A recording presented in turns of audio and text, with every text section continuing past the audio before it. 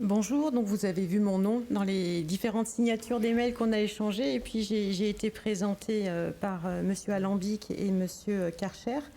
Donc je suis effectivement la coordinatrice du site d'appui alsacien de l'Erège. J'ai commencé à travailler avec Michel Hasselmann, qui est créateur fondateur de cet espace. Et puis je travaille actuellement avec Monsieur Karcher et avec un conseil d'orientation qui a été largement renouvelé et dont certains membres sont présents ici aujourd'hui et je les en remercie. Alors j'ai choisi comme titre de ce premier regard matinal, puisque l'idée de cette première partie de matinée, c'est de croiser les regards. Donc j'ai choisi comme titre « La démarche éthique de l'intention à l'action ». Alors pour commencer, je vais partir de la définition donnée par le littré du mot démarche, qui est celle-ci, le pas qu'on commence à faire quand on veut aller en quelque lieu ou en sortir.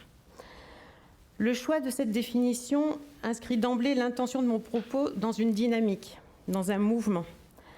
Avec cette définition apparaît aussi la notion du choix, d'une direction à prendre, aller vers, et de l'action intentionnelle, l'agir. La notion d'espace se fait aussi jour, puisque ce pas, ces pas, cette démarche, vont se faire dans des topographies diverses, propres ici à chacune des structures, des institutions que vous représentez. Et qui dit démarche, dit aussi qu'il y aura sans doute pour les institutions et leurs acteurs à franchir des caps, à franchir des frontières. Peut-être même qu'il faudra modifier la manière de faire, les manières de faire le collectif autour du projet porté par l'institution. Alors, depuis l'Antiquité jusqu'à aujourd'hui, la réflexion éthique a consisté et consiste encore à se préoccuper de la finalité de l'existence humaine, des valeurs de la vie bonne, du bonheur, du bien, du juste.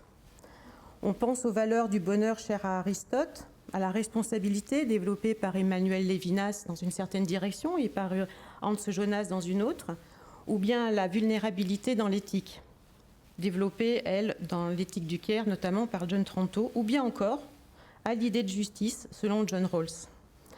Toutes ces pensées, et bien d'autres, développent à partir de concepts différents la question de la vie bonne en acte. Alors pour ma part, j'aime bien reprendre la formule donnée par Paul Ricoeur dans Soi-même comme un autre, que nombre d'entre vous connaissent et qui est souvent citée en amont des démarches éthiques. Donc cette formule de la visée éthique qui est la visée d'une vie bonne avec et pour autrui dans des institutions justes. Alors la visée, c'est ce point de mire à ne jamais perdre de vue, qui avec l'intention finalement entendue comme une disposition d'esprit par laquelle on se propose délibérément un but, trouve l'outil de sa mise en mouvement. L'intention, c'est une réalité. C'est une réalité qu'on cherche à atteindre. C'est un projet en quelque sorte qui a un objectif. L'intention, c'est ce cadre qui permet à chacun de penser la signification et le but de ses actes et de ses pratiques. Cette visée se fait, selon la formule de Paul Ricoeur, avec et pour autrui, car l'interrogation éthique ne vaut, n'existe que dans le cadre de la relation à l'autre et à soi-même. Elle prend son sens, elle s'articule dans l'intersubjectivité. Elle est cette recherche de la vie bonne dans un mouvement entre individus pour créer un espace du bien agir. Et ce, dans des institutions justes. Alors cette dernière partie de la formule, on peut l'aborder sous différents angles.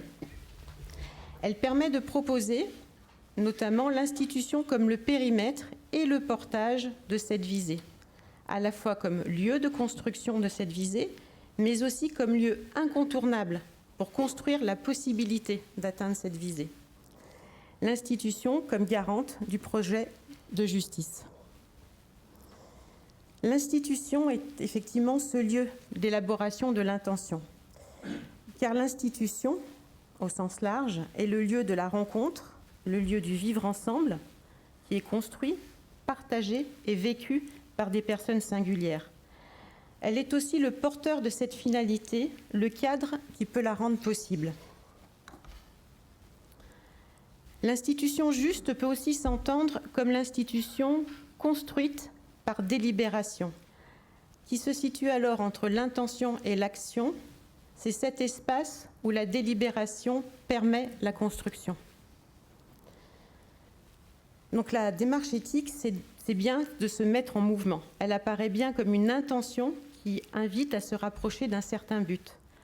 Elle nécessite donc pour ce faire attention et effort. L'intention conduit à agir, parce que l'éthique est pratique. Elle permet de répondre à cette question, que faire dans cette situation ? Elle interroge sans cesse. Elle est une véritable pratique de l'interrogation, de l'incertitude. L'éthique ne peut pas être dogmatique ou normative de fait. La réflexion éthique oblige à bouger, à se démarquer, à faire ce pas de côté que l'on évoque souvent. L'institution sociale, médico-sociale, l'établissement, est le contexte qui permet à l'éthique de se déployer et de prendre une dimension transversale. Ce sont les lieux de création d'un espace de bien-être, alors je ne l'ai pas écrit avec un tiret, c'est bien-être, d'un bien-vivre, d'une recherche de qualité de vie pour des personnes vulnérables. C'est elle l'institution qui porte l'intention de promouvoir une existence de vie bonne, favorisant l'épanouissement et la reconnaissance de chacun dans sa singularité. Dessiner l'intention éthique pour l'institution revient bien à déterminer le sens que prend l'accompagnement, le sens que prend le prendre soin, la mission. En réfléchissant à des valeurs, mais aussi à ce qui permet la construction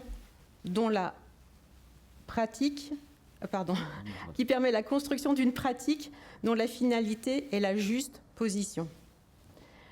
Juste position face à un contexte, face à une situation qui suscite un questionnement, un malaise, une situation pour laquelle les habitudes, les protocoles ne paraissent pas apporter une piste juste ou bonne.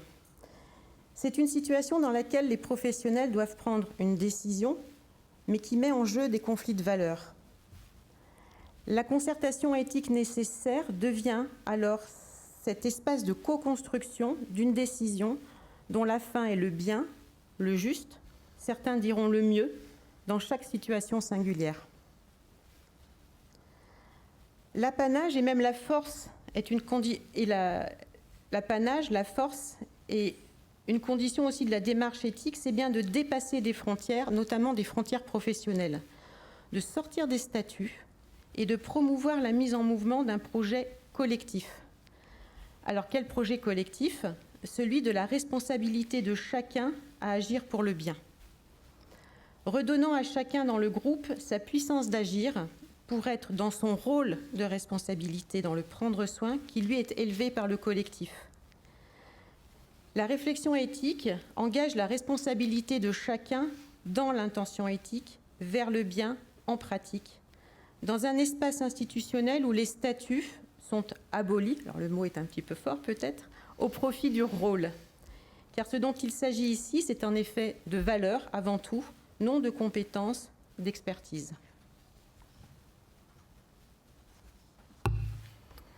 Alors déployer une démarche éthique, c'est bien avoir posé l'intention du bien comme but de toute action. Alors il est des lieux où cette action se concrétise, dans vos structures, dans les institutions, à partir d'un travail collectif ou interpersonnel, dans lequel l'usager peut ou est partie prenante.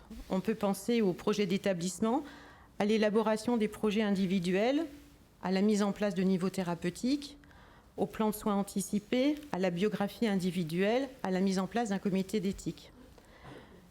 Ce sont autant d'illustrations de lieux où se peut construire l'intention. L'éthique, et on le verra cet après-midi, à travers les témoignages, peut se décliner dans un ensemble de champs divers qui tous convergent vers la réalisation de l'intention éthique. On pense à l'acculturation des équipes, à un questionnement éthique par des habitudes de débat, d'étonnement, de questionnement, l'accompagnement des équipes par la formation pour faire vivre des principes comme celui de l'autonomie, du respect de l'autonomie, ou bien encore l'organisation dans l'institution de temps, de prise de distance, de débat à travers des ateliers, des cafés éthiques. Alors pour conclure, il revient en effet à l'institution de poser l'intention éthique et de mettre en place le cadre pour qu'elle puisse être une responsabilité partagée dans et par le collectif, et qu'elle puisse bénéficier des espaces pour se dire et se construire en pratique. Les établissements sanitaires, sociaux, médico-sociaux sont divers. On en sait des associatifs, des confessionnels, des non-confessionnels. Certains s'inspirent de penseurs humanistes, d'autres de pédagogues. Ils sont tous liés à une histoire propre qui s'enracine dans un système de valeurs. Ce mouvement perpétuel entre l'intention et l'action est le gage à la fois de la mise en œuvre de pratiques qui visent le bien, mais aussi pour les professionnels une manière de redonner du sens à leur action. Car au cœur de la démarche, il y a ce collectif indispensable qui est porteur de l'intention éthique et acteur en pratique. Il est aussi celui qui voit, celui qui ressent, celui qui observe, celui qui s'étonne et celui qui se questionne au quotidien. Voilà, j'ai terminé.